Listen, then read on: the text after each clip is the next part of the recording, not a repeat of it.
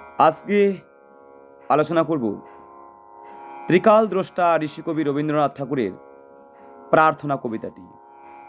এটি দ্বাদশ শ্রেণীর লাস্ট সেমিস্টারের একটি কবিতা। অত্যন্ত গুরুত্বপূর্ণ এই কবিতাটি। এখান থেকে প্রশ্ন আসার সম্ভাবনা অনেকটা রয়েছে। এই কবিতাটা আলোচনা করার পূর্বে রবীন্দ্রনাথের চেতনাকে আমাদের বুঝে নিতে হবে।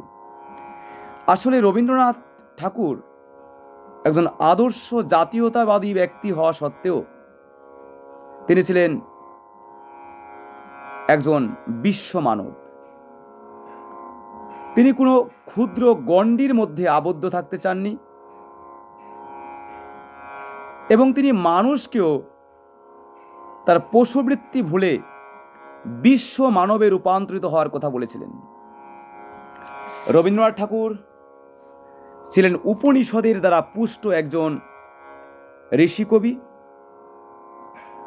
তিনি যখন এই কবিতাটি লিখছেন তখন ভারতবর্ষ বিভিন্ন সমস্যার মধ্যে দিয়ে চলছে। একদিকে ব্রিটিশদের কাছে পরাধীন ভারতবর্ষ, অন্যদিকে ভারতবর্ষের জাত পাতে বিভক্ত মানুষ, ব্রাহ্মণ, ক্ষত্রিয়, বৈশ্য, শূদ্র, এ চারি বর্ণের মধ্যে আবার বিবিধ প্রকার জাতি, ছোঁয়াছুঁয়ি, বিভিন্ন কুসংস্কারের দ্বারা আবদ্ধ মানুষ, আবার ভিন্ন ভিন্ন ধর্মাবলম্বী ব্যক্তিদের সঙ্গে কোনো মিল নেই, কোনো ঐক্যতা নেই, একে অপরকে সহায়তা করছে না। এমনই এক দুর্দিনে রবীন্দ্রনাথ রচনা করলেন ভারতের মানুষের শুধু মুক্তির জন্য নয়, বিশ্বের মানুষের মুক্তির জন্য এই মন্ত্ররূপ কবিতাটি। এই কবিতাটি নৈবেদ্য কাব্যগ্রন্থের ৭২ সংখ্যক কবিতা। এটি ১৯০১ খ্রিস্টাব্দে প্রথম প্রকাশ পায়। তখন এই কবিতাটির কোনো শিরোনাম ছিল না। পরবর্তীকালে ১৯১২ খ্রিস্টাব্দে গীতাঞ্জলি ইংরেজি অনুবাদ সং অফারিংয়ে ৩৫ সংখ্যক কবিতা হিসেবে সংকলিত হয়, where the mind is without fear. এরপরে ১৯৩১ সালে প্রকাশিত সঞ্চয়িতাতে কবিগুরু রবীন্দ্রনাথ ঠাকুর স্বয়ং প্রার্থনা শিরোনাম দিয়ে কবিতাটি সংকলন করেন। আমরা আজকে এই অতীব জাগরণকারী কবিতা প্রার্থনা আলোচনা করব। প্রার্থনা শব্দটি একটি অতীব পবিত্র শব্দ, যার মধ্যে দিয়ে আমাদের হৃদয়ের আকুতি কোনো পরম পিতার কাছে পৌঁছায়, একজন বিশ্ব পিতার কাছে পৌঁছায়। যে ধর্মাবলম্বী যেভাবেই ডাকুক না কেন তাকে, কেউ ভগবান, কেউ পরমেশ্বর, কেউ মনের মানুষ, কেউ গড, কেউ আল্লাহ, কেউ বায়গুরু, বিভিন্ন শব্দ দিয়ে তাকে সূচিত করতে পারেন। আমরা মূল কবিতার মধ্যে প্রবেশ করছি। কবিতায় প্রথমেই রবীন্দ্রনাথ বললেন, চিত্ত যেথায় ভয় শূন্য। চিত্ত কথার অর্থ অন্তঃকরণ। বলছে অন্তঃকরণ যেখানে ভয় শূন্য, উচ্চ যেথা শির, অর্থাৎ মাথা, যেখানে মাথা উঁচু করে বেঁচে থাকা যায়। আমরা আগেই বলেছি, কবিতা যখন লিখছেন তখন ভারতবর্ষ বিভিন্ন কুসংস্কারের দ্বারা আবদ্ধ, অন্যদিকে ব্রিটিশের অপশাসনে ভারতবর্ষ জর্জরিত। তাই তিনি ভারতবর্ষের প্রত্যেকটা মানুষের চিত্তকে জাগ্রত করার জন্য এ কথা বললেন, চিত্ত যেথায় ভয় শূন্য। চিত্ত কথার অর্থ মন বা অন্তঃকরণ। অন্তঃকরণ যেখানে ভয় শূন্য, উচ্চ যেথা শির, এখানে মাথা উঁচু করা মানে দাম্ভিকতা নয়, সাহসিকতাকে বুঝিয়েছি। অর্থাৎ ব্রিটিশদের অপশাসনকে যেন ভারতবর্ষের মানুষ ভয় না পায়, বাক স্বাধীনতা যেন সঠিকভাবে মানুষ প্রকাশ করতে পারে। অন্যদিকে ধর্মীয় কুসংস্কারের বিরুদ্ধে যেন মানুষ উদ্ঘোষ করতে পারে। তাই কবি বললেন কি, চিত্ত যেথায় ভয় শূন্য, উচ্চ যেথা শির। জ্ঞান যেথা মুক্ত। আমরা জ্ঞান গ্রহণ মুক্তভাবে করি না। যিনি হিন্দু সংস্কৃতিতে বিশ্বাসী, তিনি একটি হিন্দু গ্রন্থ পড়লেন, সঠিকভাবে না বুঝেই তিনি অন্য ধর্মের লোকেদেরকে গালমন্দ করতে লাগলেন। আবার আমরা দেখি অন্যদিকে মুসলমান বা বৌদ্ধ বা খ্রিস্টান প্রত্যেকেই তাদের নিজস্ব দৃষ্টিকোণ থেকে তারা জ্ঞান আহরণের চেষ্টা করছেন, সেই জ্ঞান কিন্তু পূর্ণ হয়ে উঠছে না। ব্রিটিশ ভারতে তখনও ভিন্ন ভিন্ন ধর্মাবলম্বী লোকেরা জ্ঞান গ্রহণ করত বিভিন্ন দৃষ্টিকোণ থেকে, শুধু ধর্মীয় বিভাজনের দ্বারা না, ভাষাগত সংস্কৃতিগত পার্থক্যের জন্য আমরা করি কি, জ্ঞান মুক্তভাবে নিতে পারি না। রবীন্দ্রনাথ বললেন, জ্ঞান যেথা মুক্ত, অর্থাৎ জ্ঞান আমাদের গ্রহণ করতে হবে মুক্তভাবে। যেথা গৃহায়ের প্রাচীর, অর্থাৎ যেখানে ঘরের প্রাচীর, আপন প্রাঙ্গণ তলে দিবস সর্বরী, অর্থাৎ দিন আর রাত্রি, বসুধারে রাখে নাই খণ্ড ক্ষুদ্র করি। কবি বললেন যে জ্ঞান মুক্ত থাকতে হবে, আমাদের হৃদয় যেন সংকীর্ণতার বেড়াজালে আবদ্ধ না হয়, অর্থাৎ আমরা বিশেষ ধর্মের, বিশেষ ভাষাভাষীর, বিশেষ অঞ্চলের, বিশেষ দেশের বলে আমরা আমাদের জ্ঞান গ্রহণের ক্ষমতাকে সংকুচিত করব না। সেখানে আমাদের হৃদয় থাকবে উন্মুক্ত। যেথা বাক্য হৃদয়ের উৎসমুখ হতে, রবীন্দ্রনাথ বলেননি এখানে যে বাক্য যেখানে বুদ্ধির উৎসমুখ হতে, তিনি বললেন হৃদয়ের উৎসমুখ হতে।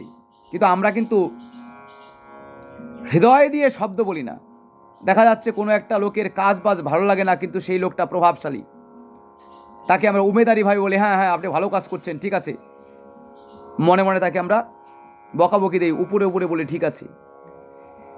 ঠিক ব্রিটিশ ভারতেও আমরা দেখেছি ব্রিটিশরা নানান অন্যায় করেছে, অত্যাচার করেছে, ভারতবর্ষের সিংহভাগ মানুষ সেগুলো মেনে নিয়েছে।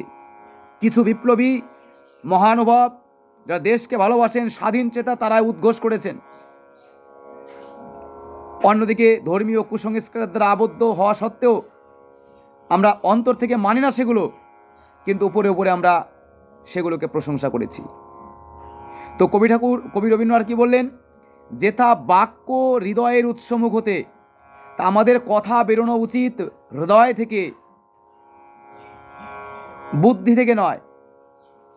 হৃদয়ে আমাদের ভালোবাসা জন্মায়, ঘৃণা জন্মায়, প্রেম জন্মায়, আমরা বুদ্ধি দিয়ে সেগুলোকে পরিশ্রুত করে মানুষের কাছে উপযোগী হিসেবে বলি। আসলে রবীন্দ্রনাথ বললেন আমাদের হৃদয়টাকে মুক্ত হতে হবে, কাম কামনা বাসনার থেকে ঊর্ধ্বে উঠে।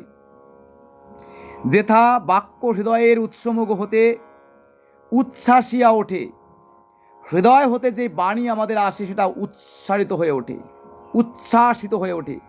দেখব আমরা যখন চারিদিকে বৃষ্টিধারা নামে, সবুজ বনানীর ওপরে বৃষ্টির ছোঁয়া পড়ে, তখন আমাদের হৃদয় উচ্ছ্বাসিত হয়। যখন শীতের বেলায় রৌদ্রের আলো আমাদের গায়ে এসে লাগে, তখন আমাদের হৃদয় উচ্ছ্বাসিত হয়। এই যে উচ্ছ্বাসিত হচ্ছে, সেটা হৃদয় থেকে আসতে হবে। যেথা নির্বারিত স্রোতে, যেই স্রোতকে বারণ করা হয় না, সেই স্রোতটা নির্বারিত। দেশে দেশে দিশে দিশে, অর্থাৎ প্রত্যেকটা দেশে দেশে, দিশে দিশে মানে দিকে দিকে কর্মধারা ধায়। রবীন্দ্রনাথ ঠাকুর বললেন, সেই সময় বলেছিলেন যে কর্ম কখনো বদ্ধ থাকবে না। আমরা দেখেছি ভারতবর্ষে প্রাচীনকালে বলা হয়েছিল চতুর্বর্ণাম ময়া সৃষ্টা গুণ ও কর্ম বিভাগেষু, গুণ এবং কর্মের দ্বারা জাতিকে ভাগ করা হয়েছিল। কিন্তু পরবর্তীকালে শূদ্র কুলোদ্ভব কোনো ব্যক্তিকে বেদ পাঠ করতে দেওয়া হতো না। যেমন ডক্টর ভীমরাও রামজি আম্বেদকরকে বিদ্যালয়ে প্রবেশ করতে অনেকে দিতে চেয়েছিল না। অনেক সংঘর্ষের মধ্যে দিয়ে উনি পড়াশোনা করেছেন। পূর্ববঙ্গে শ্রী শ্রী হরিচাঁদ ঠাকুর, তিনিও পড়াশোনা করার যথার্থ সুযোগ টোলে পাননি। তাহলে আমরা কি দেখলাম, যে সেই সময় কর্মধারাকে বেঁধে দেওয়া হয়েছিল মধ্যযুগীয় কালে, প্রাচীনকালে ঠিকঠাক ছিল। ব্রিটিশ আমলেও কিন্তু বিভিন্ন কুসংস্কারের জড়াজলে আবদ্ধ ছিল। রবীন্দ্রনাথ সেই সময়ে বলেছেন যে এমন হওয়া উচিত পৃথিবীর বিভিন্ন দেশের, যে কর্মধারা যেন চারদিকে ছড়িয়ে যায়, সেই কর্মধারা শুভ হতে হবে। পরজন হিতায় পরজন সুখায়, বহুজন হিতায় বহুজন সুখায়। কর্মধারা এমন হবে না যে কর্ম অন্যকে পীড়া দেবে। রবীন্দ্রনাথ ঠাকুর বললেন, দেশে দেশে দিশে দিশে কর্মধারা ধায়। আজকের দিনে আমরা দেখব ভারতবর্ষের অনেক ছাত্রই America, England, France, Russia, Germany চিকিৎসক হয়ে যাচ্ছে। সে দেশে চিকিৎসা বিদ্যা পড়াশোনার জন্য যাচ্ছে, আবার সেখানে গিয়ে চিকিৎসা করছেন। আমাদের দেশ থেকে অনেকে দুবাই, কাতার, সিঙ্গাপুরে বিভিন্ন ধরনের কাজ করতে যাচ্ছেন। তো দেশে দেশে দিশে দিশে কর্মধারা ধায়, বিভিন্ন কাজ ভিন্ন ভিন্ন দেশে গিয়ে মানুষ করবে, এটা রবীন্দ্রনাথ বুঝেছিলেন। আজকে সেটা হচ্ছে। অজস্র সহস্রবিধ চরিতার্থতায়, অজস্র সহস্রবিধ হাজার হাজার প্রকারের, অজস্র অসংখ্য প্রকারের, সহস্র হাজার হাজারের প্রকারের চরিতার্থতায় বিভিন্ন কাজকে সফল করার জন্য, কারো স্বাস্থ্য ঠিক করার জন্য, মানে চিকিৎসা করার জন্য। আজকের দিনে ভারতবর্ষের যোগ সারা পৃথিবীর মানুষকে সুস্থের বার্তা দিচ্ছে। ভারতবর্ষের আয়ুর্বেদ সারা পৃথিবীর মানুষকে সুস্থ থাকার বার্তা দিচ্ছেন। আবার বিদেশের অনেক ভালো জিনিসও আমাদের ভারতবর্ষে পৌঁছেছে। যেগুলো ভালো সেগুলোকে আমরা গ্রহণ করব, যেগুলো মন্দ সেগুলোকে গ্রহণ করব না। রবীন্দ্রনাথ ঠাকুর এবার বললেন, যেথা তুচ্ছ আচারের মরুবালু রাশি। রবীন্দ্রনাথ ঠাকুর আচারকে মরু বালু রাশির সঙ্গে তুলনা করেছেন। যেমন এই যে আমাদের দুর্গা পূজা হচ্ছে, কালী পূজা হচ্ছে, যদি এই পূজার মধ্যে প্রেম না থাকে, ভক্তি না থাকে, থাকে শুধু আড়ম্বর, বিরাট প্যান্ডেল, বিরাট প্রতিমা, থিম, ঠাকুর বানানো, সেখানে দুর্গা মায়ের মানে প্রতিমায় থাকে না, উদ্ভট কিংভূতাকার এক ধরনের অবস্থা। রবীন্দ্রনাথ ঠাকুর এরকম বলেননি। বলেছেন যে আমরা পুজো করব হৃদয় থেকে, কিন্তু সেই সময়ও বর্তমান সময়ের মতো তুচ্ছ আচারের মরুবালু রাশি। তুচ্ছ আচার, ধূপ আনো, বেলপাতা আনো, তুলসী পাতা আনো, ঠিক আছে, এগুলোর প্রয়োজন আছে, কিন্তু আচার সর্বস্ব হয়ে গেল, সেখানে হৃদয় থাকলো না। আমরা দেখবো অনেক বাড়িতে লক্ষ্মী পূজা, দুর্গা পূজা, কালী পূজা হয়, বাড়ির মায়েরা বিরক্ত হয়ে যায় অতিথি আসলে। যে অতিথি আসতে বিরক্ত হয়ে যায়, সেটা শুধু আচার দেখানো, লোক দেখানো, সেখানে পূজা নামক কোনো বিষয় থাকে না। তাই কবি বললেন, যেথা তুচ্ছ আচারের মরুবালু রাশি, বিচারের স্রোতপদ ফেলে নাই গ্রাসী। কবি যখন এগুলো লিখছেন, কবিতাটি লিখছেন, তখন তিনি দেখেছেন ভারতবর্ষের ব্রাহ্মণ পুরোহিতেরা মানুষের মধ্যে বিভিন্ন আচার অনুষ্ঠানকে বাড়িয়ে বাড়িয়ে তাদের হাত বদ্ধ করে ফেলেছেন। রবীন্দ্রনাথ ঠাকুর গুরু নামক নাটকে এ কথাই বলেছেন, বিবেকানন্দ এ কথা বলেছেন, কবির সাহেব এ কথাই বলেছেন, যে শুধু আচার সর্বস্ব হলে হবে না, হতে হবে হৃদয় সর্বস্ব। কবি বললেন, যেথা তুচ্ছ আচারের মরুবালু রাশি, যেথা তুচ্ছ আচারের মরুবালু রাশি। আচার সর্বস্ব, তার থেকে বেরিয়ে আসতে হবে। বিচারের স্রোতপথ ফেলে নাই গ্রাসী। বিচার, বিশ্লেষণ করা, যে আমি এই যে বেলপাতা দিচ্ছি এতে কি হবে, আজ কেউ শিখা রাখছেন, কেউ তিলক নিচ্ছেন, এটা আসলে আমাদের কি লাভ হবে, এটা জানতে হবে। যেমন তিলক ধারণ করা একটা আচারের মধ্যে পড়ে। তিলক ধারণ যেখানে করা হয়, তারই ভেতরের দিকে পিনিয়াল গ্রন্থি, অর্থাৎ তিলক ধারণ করলে আমাদের পিনিয়াল গ্রন্থি অ্যাক্টিভ থাকে, কনসেন্ট্রেশন লেভেল বৃদ্ধি থাকে, ভালো থাকে। তো বিচারের স্রোতপথ ফেলে নাই গ্রাসী। কেউ আমাকে পুরোহিত বললেন এই কাজ করো, আমি যদি প্রশ্ন করি কেন করব, তিনি বলবেন আরে করতে বলা হয়েছে করো, এটাই আচার। রবীন্দ্রনাথ সেখান থেকে বেরিয়ে এসছেন, বিচার করতে হবে আমি কেন এই আচারটাকে গ্রহণ করব জীবনে। এই যে রিচুয়াল চলছে সেটা আমি কেন গ্রহণ করব। একজন ব্রাহ্মণ সন্তান, তিনি উপনয়ন করছেন, কেন পৈতে নেবেন বুঝতে হবে, কেন শিখা রাখবেন বুঝতে হবে। আমরা আচারকে অবশ্যই মানব, তো বিচারের মধ্যে দিয়ে। একজন বলে দিল আর সেই আচারটাকে মানলাম, সেরকম করলে হবে না। রবীন্দ্রনাথ বলেছেন, বিচারের স্রোতপদ ফেলে নাই গ্রাসী, পৌরসেরে করেনি শতধা। অর্থাৎ বীরত্বকে টুকরো টুকরো করে ফেলেনি। কিন্তু রবীন্দ্রনাথ দেখেছেন সেই সময় ভারতবর্ষের সিংহভাগ মানুষ বিভিন্ন আচার আচরণের দ্বারা উদ্বুদ্ধ ছিল, আচার আচরণের দ্বারা গ্রস্ত ছিল। তারা দেশকে স্বাধীন করার জন্য বেশিরভাগ মানুষ এগিয়ে আসেননি। রবীন্দ্রনাথ সেই সমস্ত মানুষদের আহ্বান করেছেন যারা আচারের মধ্যে ডুবে রয়েছেন, যারা হৃদয়কে জাগ্রত করছেন না, তাদেরকে তিনি আহ্বান করেছেন। তিনি বলেছেন, পৌরুষের করেনি শতধা, অর্থাৎ টুকরো টুকরো করে ফেলেনি। আনন্দের নেতা, অর্থাৎ আনন্দের যে নেতা, তিনি পরম প্রভু পরমাত্মা, তিনি বিশ্বপিতা, তিনি জগৎগুরু, তিনি জগৎ পিতা, তিনি বিশ্বপিতা, তাকেই তিনি বলেছেন, অর্থাৎ পরম প্রভু পরমাত্মাকে বলেছেন। আপনারা কেউ আল্লাহ বলতে পারেন, ভগবান বলতে পারেন, গড বলতে পারেন, ঈশ্বর বলতে পারেন। নিজ হস্তে নির্দয় আঘাত করি। রবীন্দ্রনাথ বলেন, হে প্রভু, আপনি নিজ হস্তে নির্দয়ভাবে আঘাত করুন। হে পিত, মানে হে প্রভু, ভারতের সেই স্বর্গে কর জাগরিত। রবীন্দ্রনাথ ঠাকুর সেই ভারতকে চেয়েছিলেন যে ভারতবর্ষের প্রত্যেকটা মানুষ হৃদয় থেকে কথা বলবেন, অন্তরের অন্তঃস্থল থেকে কথা বলবেন।